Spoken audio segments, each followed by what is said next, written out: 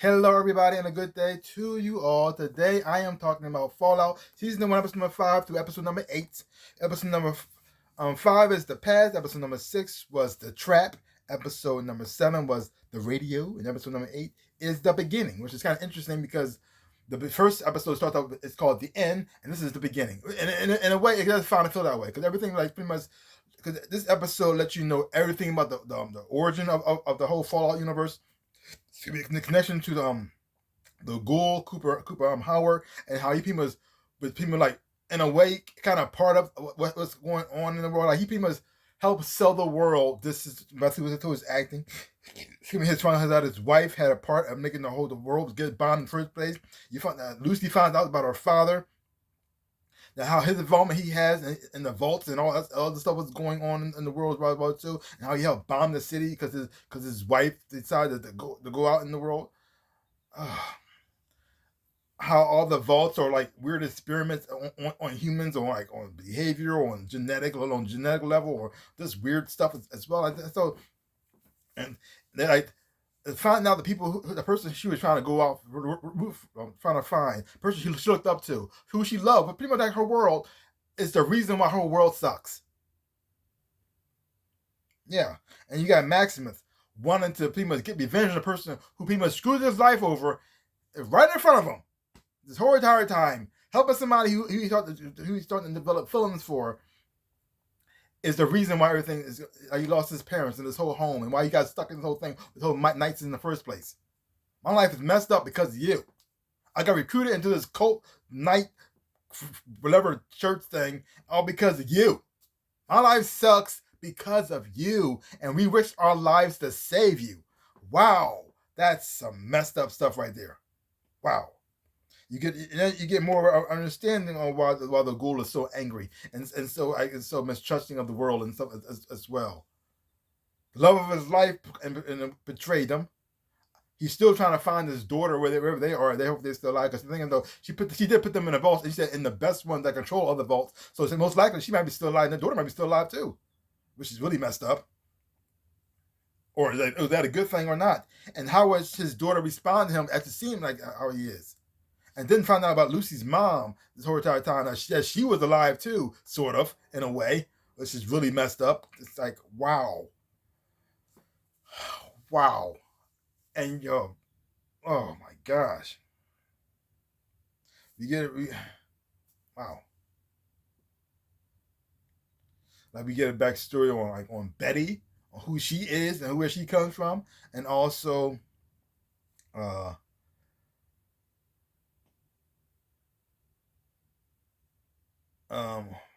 what's her name? I can't think of her name. The one-eyed girl, but I can't think of her name right now. And her connection, she had the 31. So that means everybody from 31 is from the past. And he doesn't get chronologically frozen. They wake them up, and then they just have them run everything because they know how things were before. Bud's still alive. He's just the brain now, which is just weird. That's a weird choice to go with. Why not be frozen like everybody else? Why did he choose to be a brain in a jar? Or if you're going to be this a brain, you take your brain out. Why not make yourself like a robotic body? You can walk, at least you can walk around and stuff like that too. You want to be like immortal, you can still live forever, but you just have your own mechanical body you can use. Why not do that? Or they already had a robot that float around. You could have done that.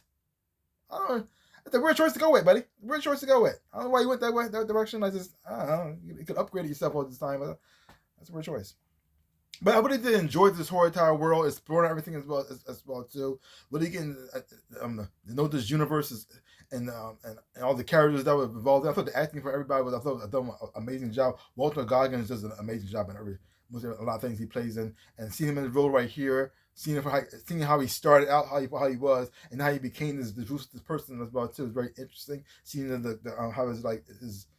he just, I guess you could say, decline in his humanity as well. Also seeing Lucy and how she started off, and even though she had to turn fully to the dark side, but she's still trying to keep a little bit of a hope in there. And then seeing finding out about her father look like that just crushed everything that she stood for. She couldn't believe nothing anymore.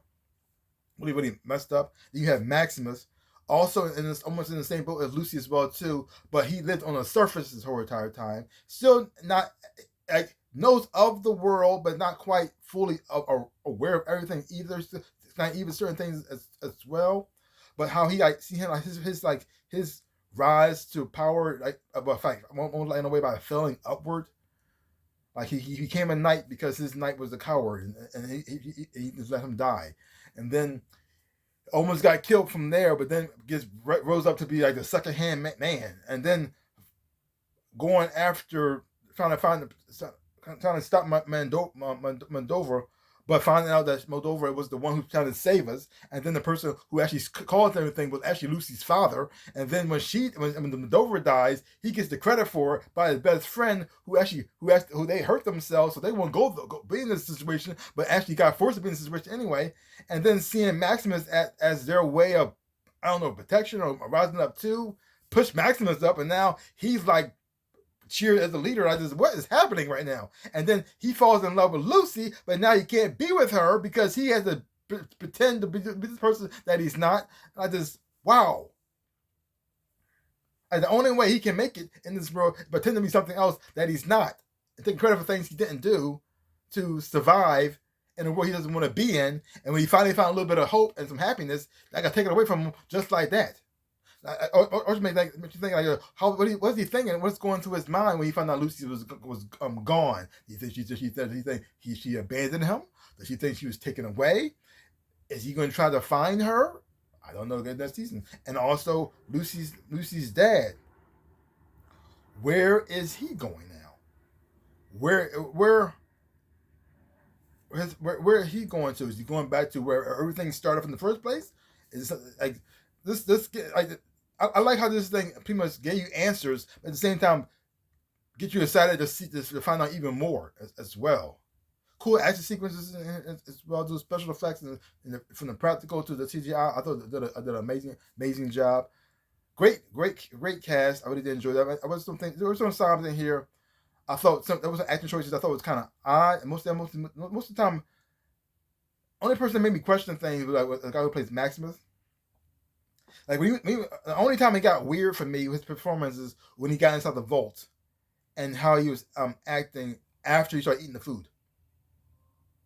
It was like it always became like childlike in a way, and very weird. It's very weird choice of performance. Like I didn't know what was going on with him while he was acting so like kind of like it almost like he was drugged, but he wasn't. So I was just why he was acting that. That's the only time it kind of took me out of the picture a little bit. But other than that, I thought the performance was pretty good. I did like the chemistry between Lucy and Maximus as well, and I like how they built it from there. It was so interesting. It was also kind of funny how Lucy just casually offered him to have sex with him, just like with no big deal, like passing potato chips. It was so weird. And then seeing his response to that, because the thing though, you could tell he's attracted to her, but at the same time, he doesn't know what to do with her, because the cult that he's in didn't teach nothing about sex at all. So, and look at the way they probably described it to him, make it seem like it was something evil or bad. And so seeing his response to it as well is also kind of funny as well. So both of them are kind of childlike in their own little ways, and naive in their own little ways as well. I'm looking forward to see what's going to happen with Norm in this whole situation with the pods. Is he going to end up being frozen and stuck in time, and then not be able to get out until whenever they decide he could be released again? And who knows what kind of world he'll go into? Because he's not as brave as his sister, because he would have left with her. He doesn't seem like he's much of a fighter or try to learn anything type of skill inside the vault situation. So he wouldn't survive in the world at all. He almost died inside of the vault when the Raiders came in. Only reason why he's still alive is because his sister saved him. But at the same time, he's also very smart, and he's not. The weird thing is, Lucy is naive, but she has the skills. He's not naive, but he has none of the skills. So it's like it's so weird. It's so weird. Yeah. Born in the same place, raised pretty much the same way, but how they look at the world is so completely different.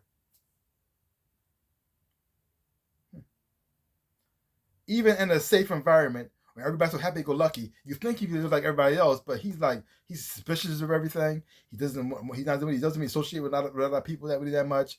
He doesn't really get along with anyone. I mean, he does his job, but he doesn't really care about anything at all. He has no enthusiasm. You would think he would want to leave,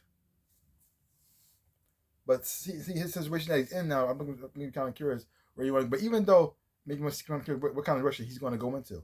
Even though things are a little bit dark in here, a little messed up as well, they still have some humor in here too. Like when Lucy and Max meet the Vault 4 and seeing all the weird people there, especially the guy with the one eye. He always plays a good comedic performance and everything he plays into. Especially that he plays the straight funny man and everything he does. Like the straight like he like the straight guy, but he says the most silliest things at the same time too. But he pulls it off in like in a very monotone kind of form. Like he doesn't like, he's not overly comedic where he's kind of goofy, but he plays it all straight, but it's also very silly at the same time. He managed to find that balance between the two. He does a great job at that. He does that a little bit. He does that here as well. But overall, I enjoyed this Storyteller series. I think video games are really changing things around. This is especially for live. For TV shows and movies and stuff as well too. I mean, Sonic started this off, and then after that you had The Last of Us, and this right here just like pushing up to a whole nother level. It's so weird that video games are starting to rise up in quality when it comes to stuff, and while the comic book movies are starting to live action, not the cartoons. I mean, so far X-Men '97 killing it, Invincible fantastic. We still got The Boys. That's the only thing we got left. But the Marvel stuff and DC never had it. So let's see what happens. Hopefully things turn around with Deadpool. but so far this video game TV show was amazing. I think a series of grade. I'm giving it a solid A. Don't take my word for it. Go check it out for yourself. Hopefully you watch it. You would enjoy it. Have fun watching it too. So give my channel a like, keep a thumbs up, shaboop, and subscribe to my channel and share. I would appreciate it. So like I always say, in my dreams of a life, I am the Ninja Rabbit. Peace out, people.